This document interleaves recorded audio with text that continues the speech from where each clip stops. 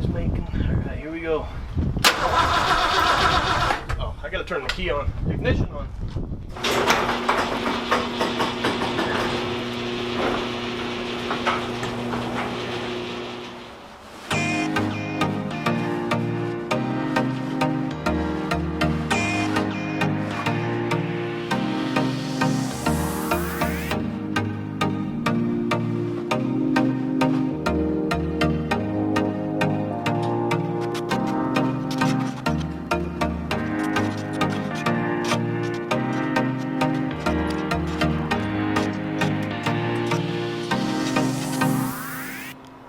Now that we've got the dramatic entry done, Tavish is getting married in like 30 days, and he wants to drive this to and from his wedding. So I want him to be able to do that if he wants to, so I've got a lot of work to do. Today's goal is to get this engine started and initial break-in complete. So to do that, I've got a little bit of wiring to do. I've got to make sure that top dead center is correct for the distributor alignment, whatnot. I'm putting a good charge on the battery because I know that probably going to have to crank it for a little while. I want to make sure that that thing can do what it needs to after we do oil priming and that sort of thing. I want to make sure there's plenty of oil at the top end of the engine and lots of juice in that to be able to get it going in that first hop. So, but I'm going to clean up some wiring. I bought a cheap tachometer. Here's the tack I got from the O'Reilly's. Just a tiny little guy. He's just a little guy. Just enough to kind of serve the purpose. We will mount this inside the cab at some point. And I'm going to get that installed in here where I can see it to be able to manipulate with my little starter button, run the throttle, all of that from right here where I can kind of see what's happening. I got some work to do to get to the point of turning the key or pressing the start button. I guess no use messing around. I set me up a shade tent today because it's supposed to be approaching 100 degrees today, and that's hot enough with just the ambient temperature. No use messing around when you know it's going to be hot. So let's get started.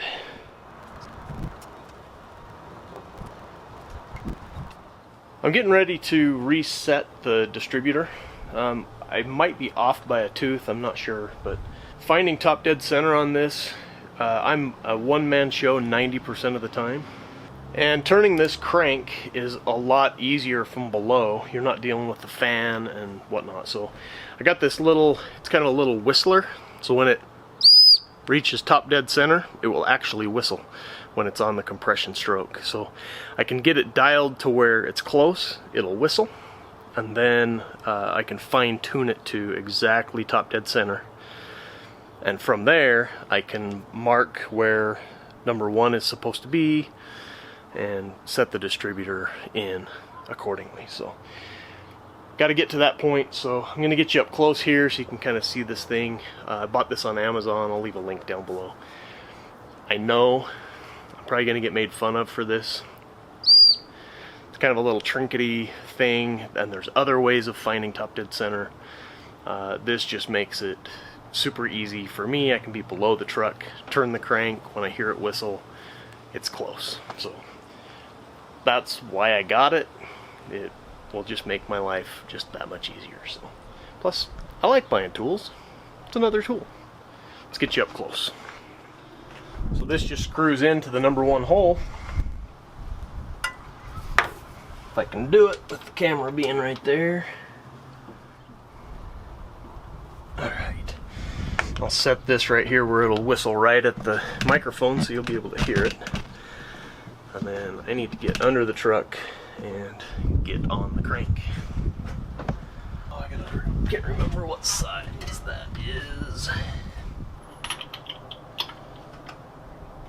Huh, first guess. 15/16. Alright, let's try this out.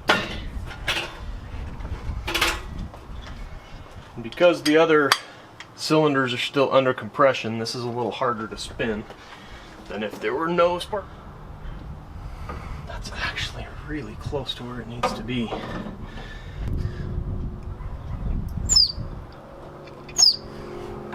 Compression stroke.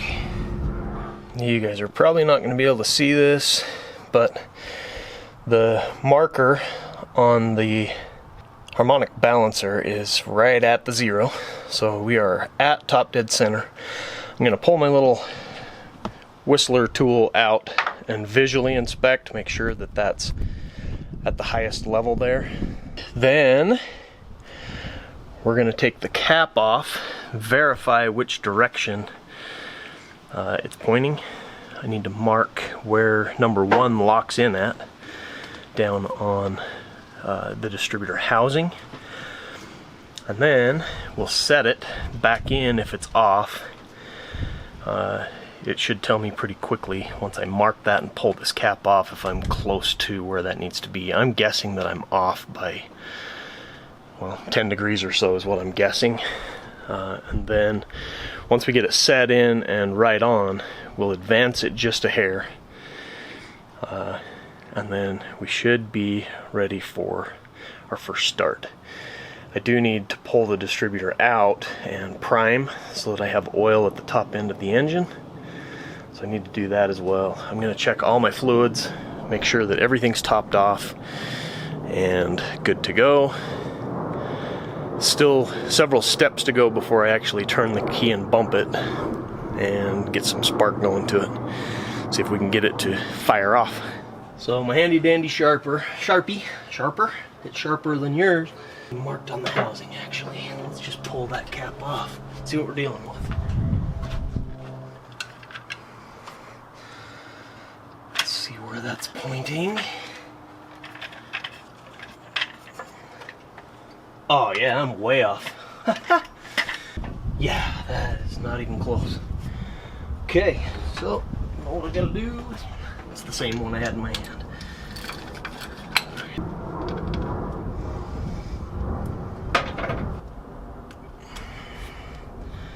When I pull this out of here, I want to make sure I notice which direction the thing spins. Ooh, okay. I need to come back about that far. That's where I need to be.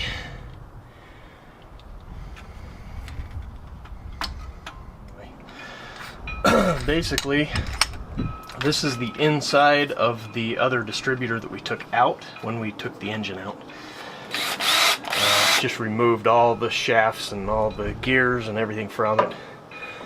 This end right here will go down inside there and run the oil pump to pump oil throughout the engine. I'm going to do that real quick, get oil up on the top end, and then fairly quickly, as I can anyway, get the distributor set back in there so that my point is in line with my number 1 mark on the distributor housing. That's what I'm up against. And now to get her done.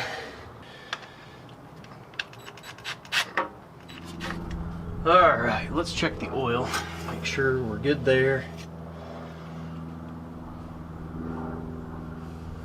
Yep, it is registering on the dipstick. Let's just crank this thing so we can see.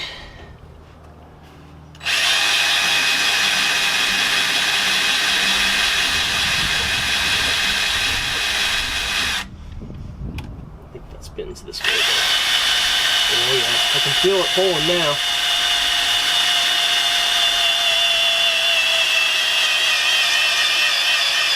Yep, that's the oil.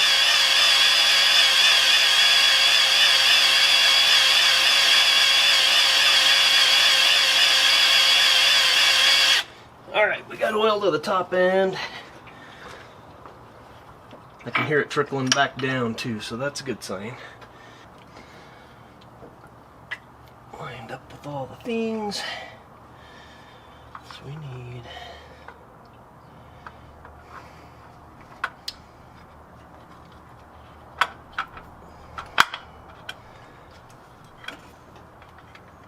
that is off by 1.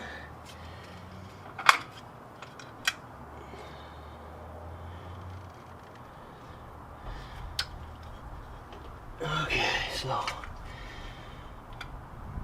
that should work. Before I lock it all the way in and tighten it down, bring you guys over here and show you what I got. Woo, it's hot out here. See if I can get this to show. This gas line is just right in the road. There we go, that'll work. So here's our contact on the rotor, and it's almost lined up perfectly. In fact, if I just spin that just a hair, that's now lined up with my mark. This is where number 1 locks in when it's attached where it goes. It can only go on, well, it can go on 2 different ways, 180 degrees, but this is the correct part for it. So that should be pretty darn close. I'm going to put my little lock clip in and tighten it down a little bit so that it won't move too much on me. I'm going to advance it just a hair and then give this thing some gas down its throat, turn the key, and we should make some noise. That's what we should do. Let's do it. And when this thing spits off, it has no mufflers, no pipes at all. It's basically just open off the exhaust manifold. We're running the stock manifolds on this for now. I don't know if we'll ever change that, but that's what we're currently running. Alright, I'm going to advance this just a hair, about like so. That should be pretty close to what it needs for an initial start. Reattach my vacuum line for vacuum assist, or vacuum advance, I mean, while thinking about it, or I will forget. Alright, cap back on. Come on, get over there. Gotta put plug 1 back in. Give that a little and plug wire back on. And I need to connect my I'm all alone trying to get this thing started piece of equipment. Alright, fill the bowl real quick. That should be pretty good. Put a little right down its throat as well. Oh, set that back where no bad things can happen. And I think we're ready. Oh, I can hear the accelerator pump accelerating. Here we go. Back you guys up. So when this kicks off, the microphone is not going to do this justice for how loud it's going to be. Essentially open headers, open exhaust manifolds. So just know it's going to be loud. Alright, and make some noise. Noise making. Alright, here we go. Oh, I gotta turn the key on. Ignition on. Alright, now let's make some noise.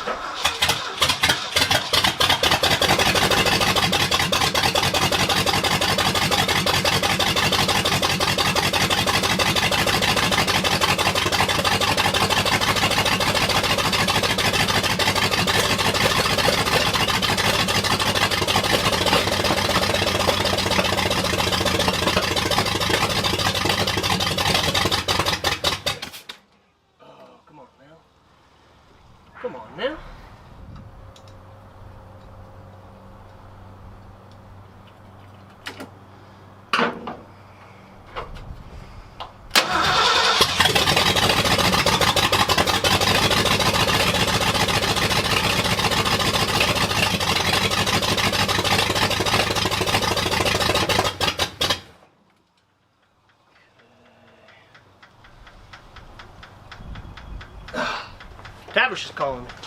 How convenient. Hey.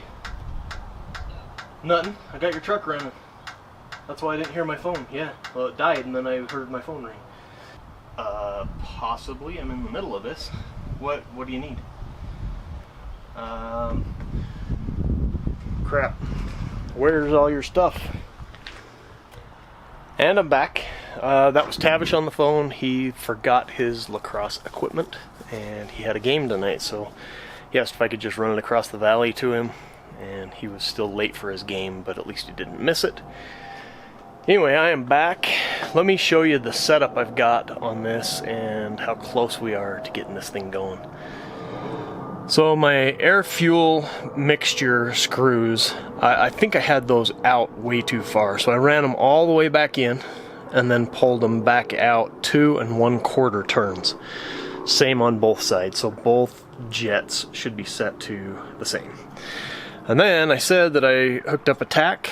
There it is right there. It's just sitting there, but wired in a fused keyed 12-volt source. And then I grounded it to the frame right there. Kind of see that little screw right there. And then obviously the green wire comes over and hooks into the distributor cap on the green wire there.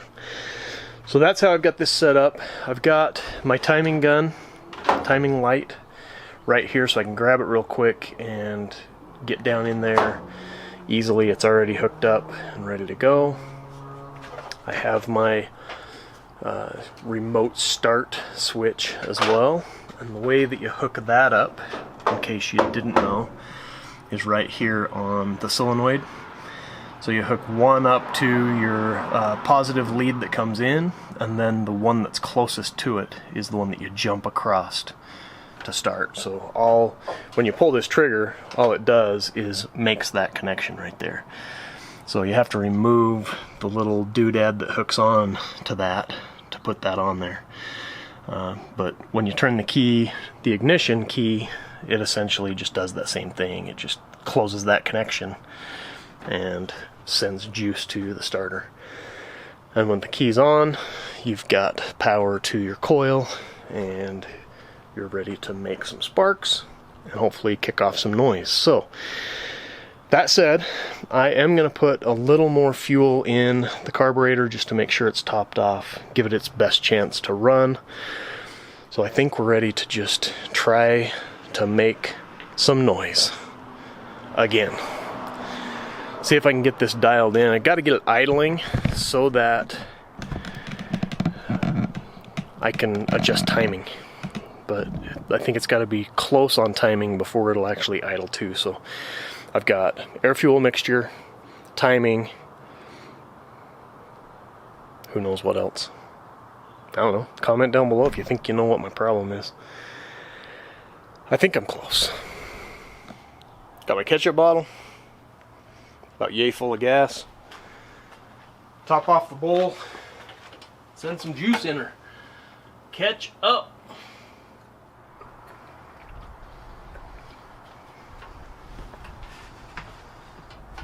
Alright, here goes. Nothing. Oh, key on. That would have been cranking for no reason. That's what that would have done. Alright. Make some noise. Come on, come on. Make some noise.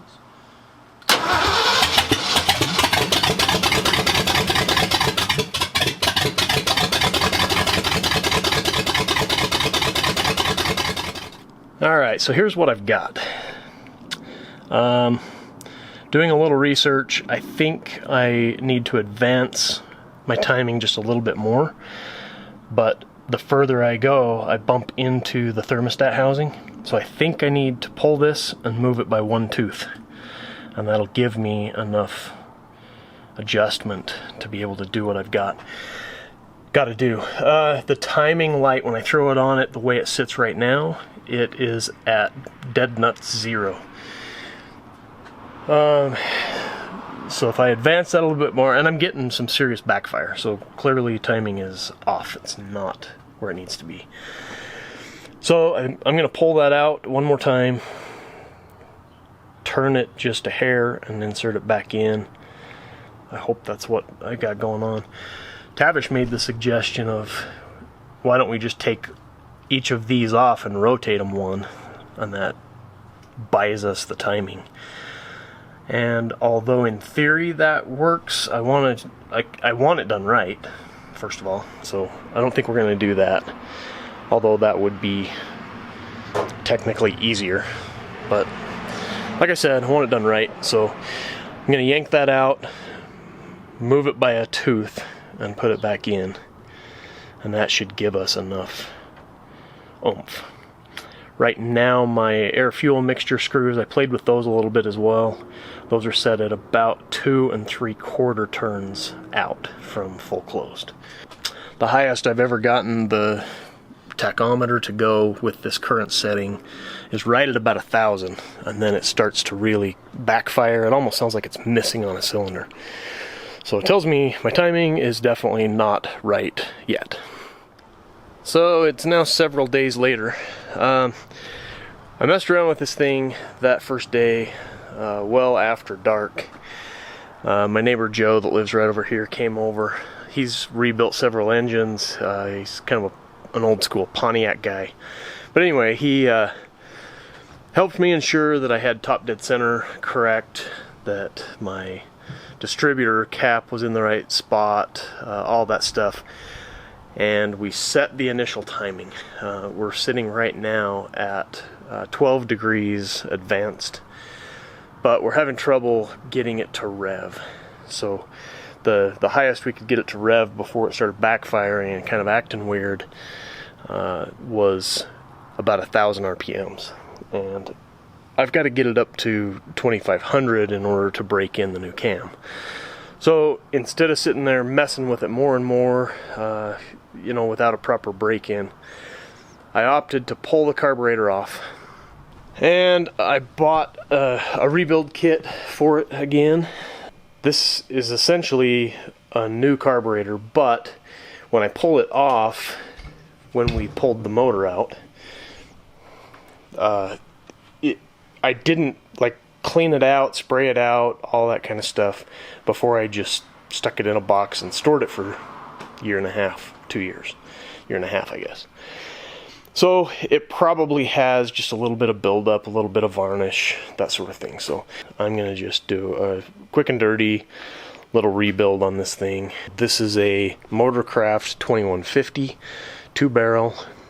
Nothing super special or fancy. It's essentially a OEM part replacement, exactly the same thing that was on it from the factory. So has the electric choke, all that stuff. It's got all the ports for all of your smog control systems and all that, which I deleted. So I have been plugging some of these ports on here. You can see this one down here in the front is plugged, and I had this one plugged, but my neighbor Joe had me pull that off. I couldn't feel any suction coming from that, like it's not pulling air in. So I don't know if that one needs to be connected to something that is pulling vacuum, or if that pulls vacuum when this pushes in. I don't know. I'll kind of discover that as I get inside there. But anyway, more information than you wanted on that piece. Basically doing just a quick rebuild, spray things out, make sure that the float's set right, it has enough fuel to be able to use the accelerator pump. I know that diaphragm is working because when I pulled it off and pushed that the first time, I could actually hear it injecting fuel. So 99% sure that that's working and doing just fine. But let's get after a quick and dirty rebuild.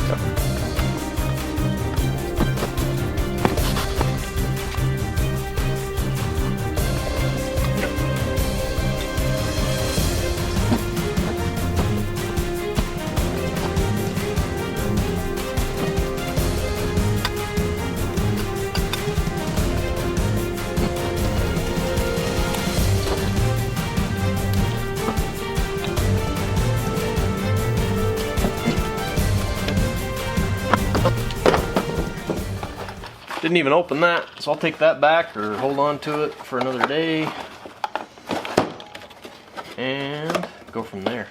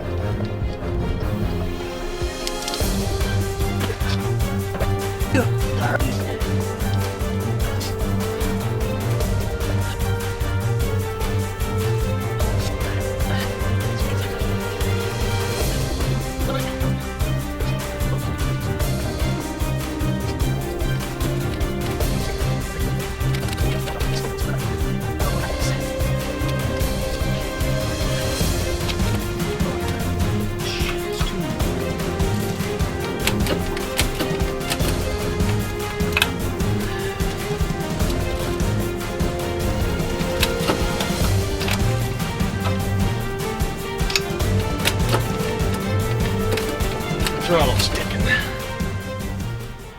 Alright, I think we're ready for a cold start, as it were. I got my ketchup bottle full of gas.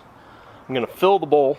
Cleaned out the carb. I reset the air-fuel mixture so that it's back to 2 1/4 turns from fully closed, is where I'm at the moment. So, I don't know what else to say. Let's just do it and see what happens. So I do have to get this thing to rev. If I feel like the timing is right and I can rev it to where I need to, I've got my tachometer over here still. I may just go right into the break-in of 2,500 RPM. I have to hold it there for 20 minutes.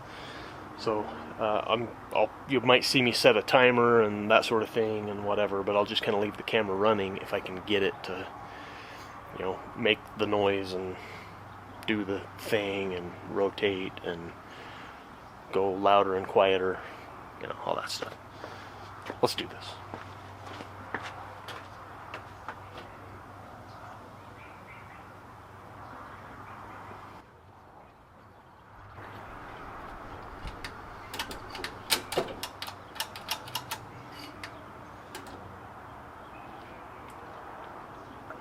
A little bit down the yap, and let's make some noise.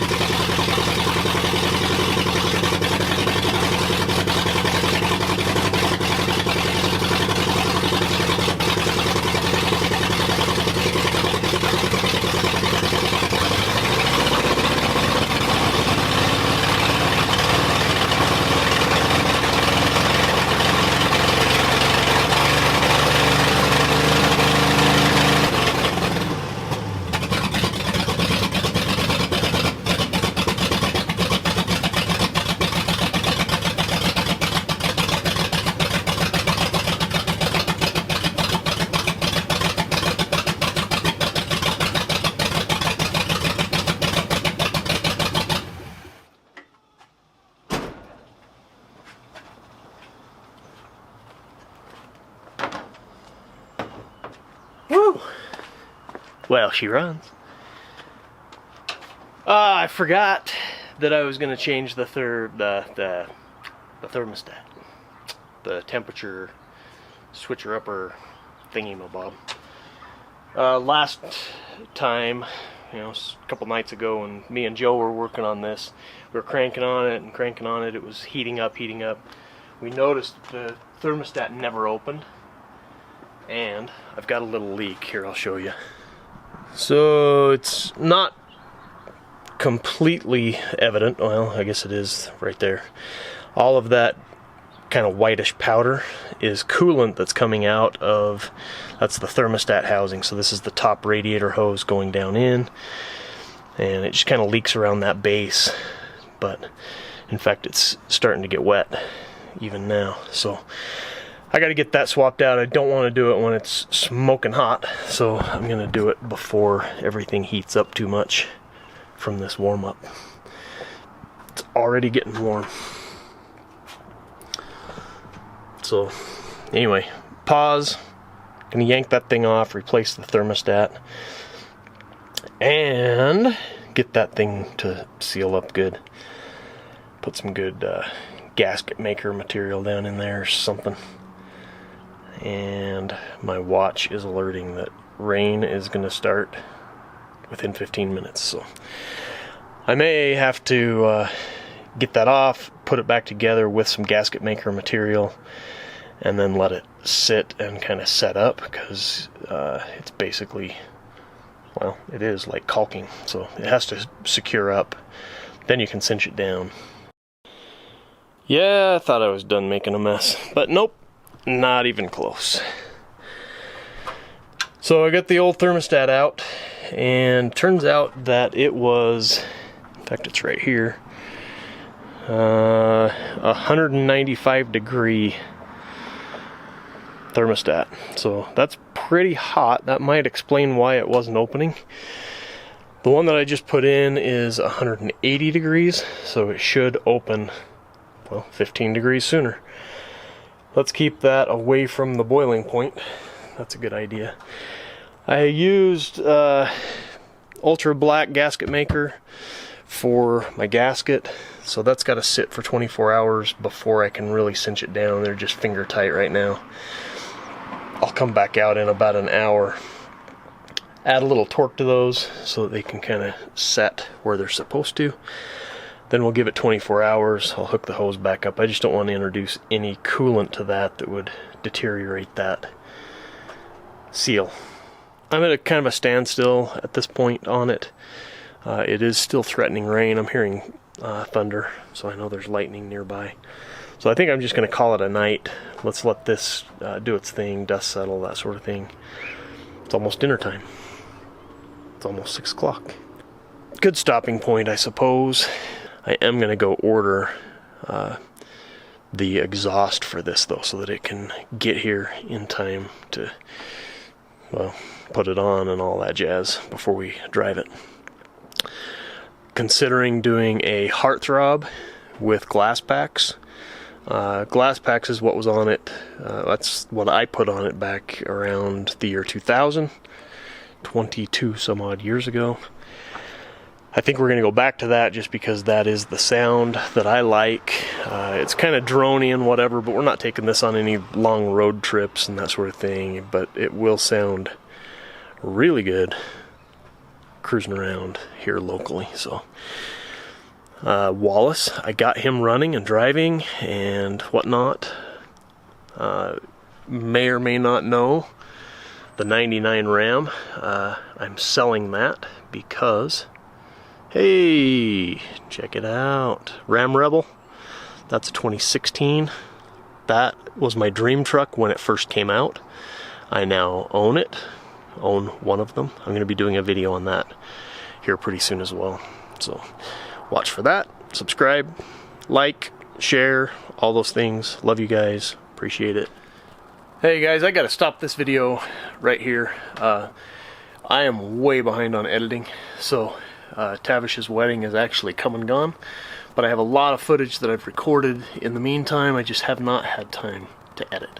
Bear with me while I get through this and get caught up to where we are today. You can see Wallace back there. He doesn't have a camper shell on him anymore. If you follow me on Instagram, you'll see that. So at DIY Home and Auto, or at Wallace the 66. So if you're interested in the 66 Ford footage and whatnot, follow us on Instagram over there, and you'll be caught up a lot faster, more up to date right now than here on YouTube. I'm trying my best, trying to stay caught up. And allergies. Oh my gosh. Sorry about that. Anyway, this is Troy with DIY Home and Auto. Appreciate you guys watching, and I'll see you guys in the next video. Thanks. Stupid allergies.